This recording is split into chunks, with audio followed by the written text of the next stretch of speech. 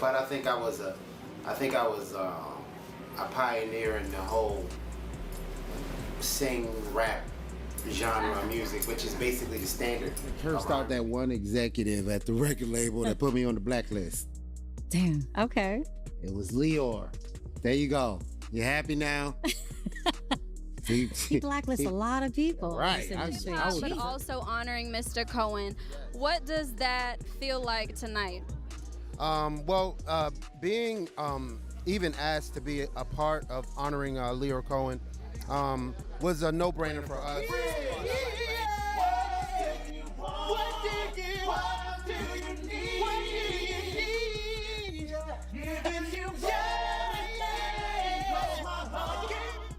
There's something unsettling about the way certain artists rise to the top with unstoppable momentum and then suddenly vanish like their success never happened. And Sisqo's story might be one of the clearest examples of that strange pattern, because when he hit the scene, he wasn't just another singer, he was a cultural shift. His voice, his style, his energy, everything about him felt new, unpredictable, and loud in a way the industry couldn't control or ignore. He didn't blend into a formula, he disrupted it. His success wasn't gradual or polite, it was explosive, and just as fast as he became unstoppable, the machine that once pushed him seemed to pull the plug without explanation. For years, fans argued about what happened. Was it ego? Was it mismanagement? Did the music change? Or was there something bigger happening behind closed doors? And now that Sisqo is finally speaking publicly about what went down, the story doesn't sound like an accident, it sounds like a consequence. Before we go further, tap like, subscribe, and turn notifications on, because this isn't just a music story, this is a blueprint of what happens when the industry decides someone went too far outside the rules. Jesus walked on water, but Sisqo walked on.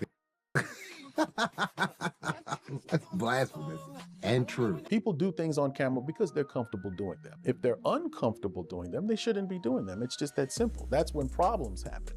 Problems and cases and situations and all this inappropriate. Because you weren't comfortable doing it anyway, but you did it. And now you want to come back and say, I was so, the whole time I couldn't believe. And I'm like, guys, that's Sisqo.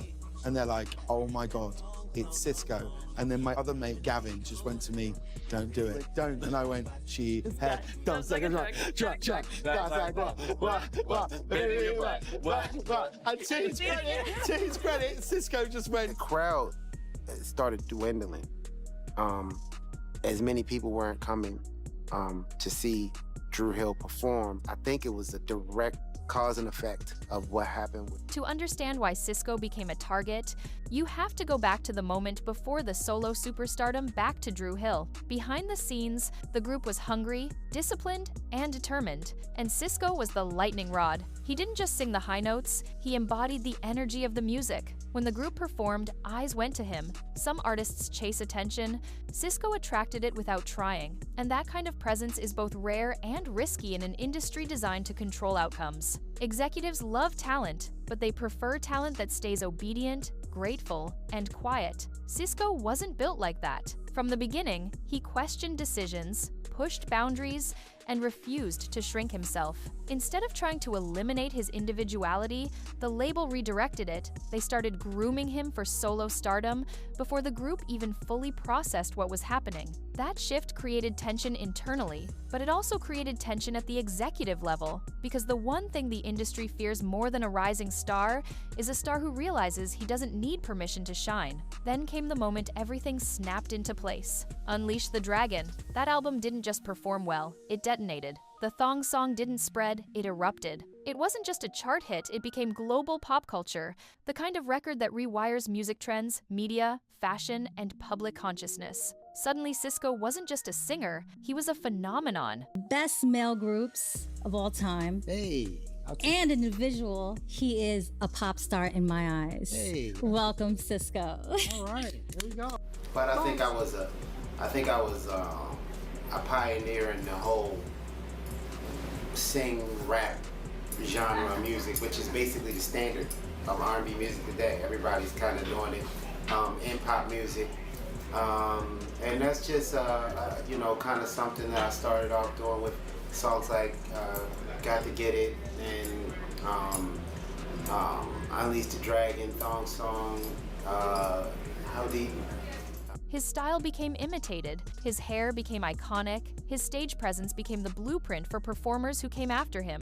But while the world was celebrating him, the industry was watching him shift from compliant to powerful, and that's when things started getting uncomfortable. Because once you have influence, the industry stops treating you like an employee and starts treating you like a problem they need to manage. People close to that era say Sisqo wasn't difficult, he was independent. He wanted to bring his Baltimore crew with him. He wanted creative control. He wanted ownership. And that is where he collided with one of the unspoken rules of the music world. You don't get control until the people above you decide you've earned it, and even then, you only get the illusion of control, not the real thing. Sisqo wasn't interested in the illusion. He wanted the real thing. Thong Wow. Song remix. I don't know. I'm too old to remember.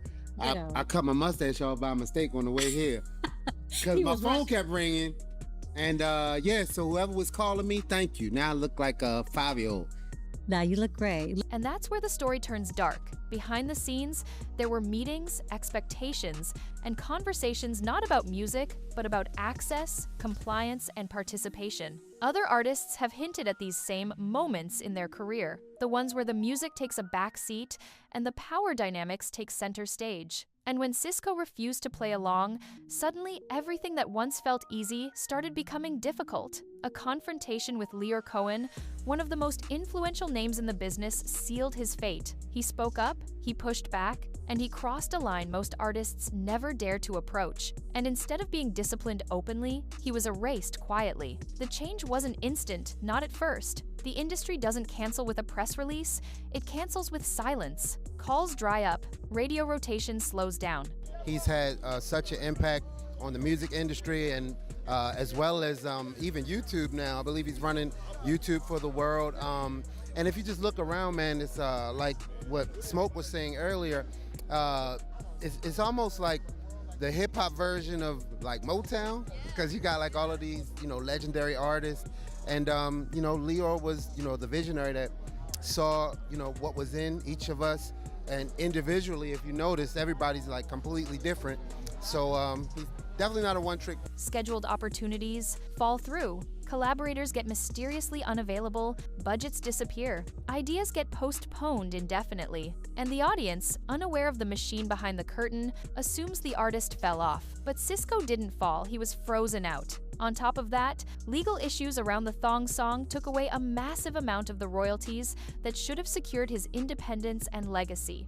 That wasn't just a financial hit, it was a strategic one. Money is leverage. Money is autonomy. Money is the difference between needing approval and operating freely. When a major portion of royalties shifted away from Sisqo, something bigger shifted too, his power. And while this was unfolding, another machine was running parallel to it, the media narrative machine. The same outlets that once praised his creativity now started framing him as unpredictable, chaotic, egotistical, and difficult. The flamboyant style that made him revolutionary was now used as fuel for rumors. His confidence became labeled as attitude. His individuality became labeled as instability. In entertainment, perception isn't accidental, it's curated. Even worse, every time Sisqo tried to restart momentum, the system treated him like he was radioactive. Concerts shrank, opportunities stalled. The momentum the public assumed he lost wasn't lost, it was blocked. And yet, despite being iced out, Sisqo didn't disappear. He kept performing, he kept creating.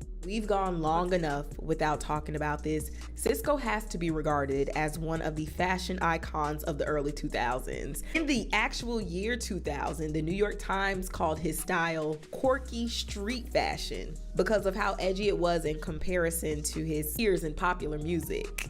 But if we're being real, he was laying down the foundation for men in music who wanted to do a little something extra outside of the norm. Oversized suits were already a thing, but he stayed connected to fans who never forgot what he did for music. Now, years later, when we look back at his style, his vocals, his innovation, and the way he blended R&B with pop theatrics before it was mainstream, it's clear he wasn't ahead of his time. He influenced the time that came after him. Artists today are praised for the same things he was criticized for. So now the question isn't, why did Sisqo fall off? The question is, Why was he pushed aside? Was he punished for refusing control? Was he too authentic in a system built on compliance? Or was he one of the rare artists who figured out the game and decided not to play? And as more time passes, the more people begin to realize that Sisqo's story isn't just an isolated experience.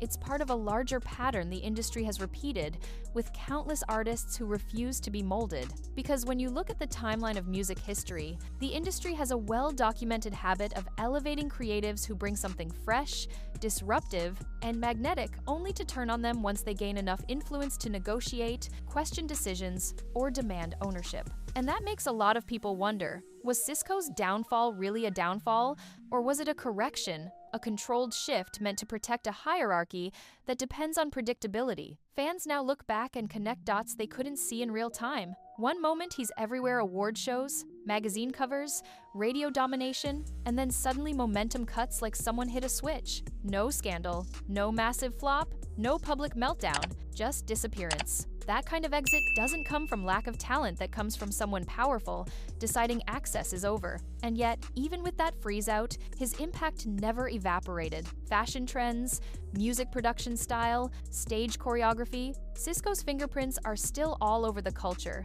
even if his face wasn't allowed to stay in front of it. And that brings us to an even deeper question. One artists, fans, and insiders have been whispering for years. What actually happens when someone refuses the machine, and how many careers were quietly buried the same way? Because as Sisqo breaks his silence, other artists from the same era are starting to drop hints too. Hints about meetings where the energy shifted, contracts that suddenly changed, and invitations that didn't feel like business, but initiation. That's why Sisqo's story matters beyond nostalgia, because it forces the industry to confront itself. His journey isn't about bitterness or revenge, it's about truth, longevity, and reclaiming a legacy that was quietly edited. And now, instead of being erased, he's being revisited not as a meme, not as a one-hit moment, but as a pioneer who paid a price for being unapologetically ahead of the blueprint. So now the real conversation isn't whether the industry silenced Sisqo. The real conversation is, why did they need him silent in the first place?